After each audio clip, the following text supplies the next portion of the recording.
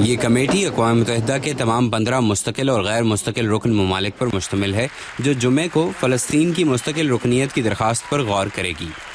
درخواست کو منظوری کے لیے 15 میں سے 9 ووٹ درکار ہیں، لیکن امریکہ پہلے ہی اس درخواست کو ویٹو کرنے کا عندیہ دے چکا ہے۔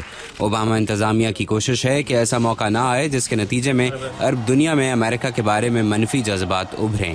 امریکہ کا موقف ہے کہ فلسطین اسرائیل تنازع صرف براہ راست مذاکرات سے ہی حل ہو سکتا ہے، نہ کہ خود ہی آزاد ریاست کے لیے درخواست دینے سے۔ حسام زوملوٹ برطانیہ میں فلسطین کے سفیر رہ چکے ہیں۔ وہ کہتے ہیں کہ اقوام متحدہ کی مستقل رکنیت فلسطینیوں کا جائز حق ہے۔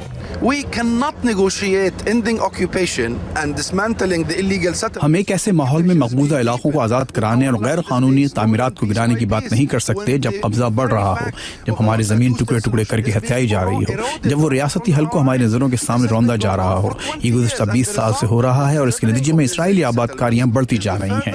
2 ریاستی حل کا راستہ نہیں نکل رہا۔ فلسطینی قوم غزہ میں ایک محاصرے کی کیفیت میں ہے اور مغربی علاقے میں دیواروں اور چیک پوسٹوں کے درمیان گھری ہوئی ہے۔ یروشلم کے فلسطینیوں کا بیرونی دنیا سے رابطہ نہیں ہے۔ یہ غیر معمولی صورتحال ہے۔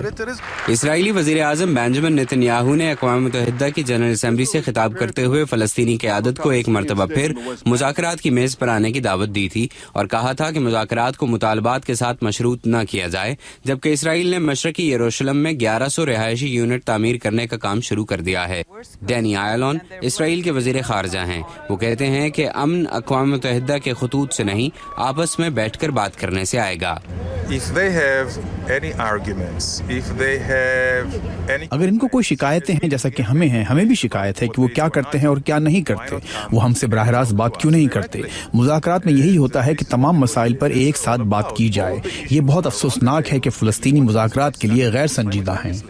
حنان اشراوی فلسطینی قانون ساز اور وزیر اعظم سلام فیاض کی تھرڈ پارٹی کی رکن ہیں۔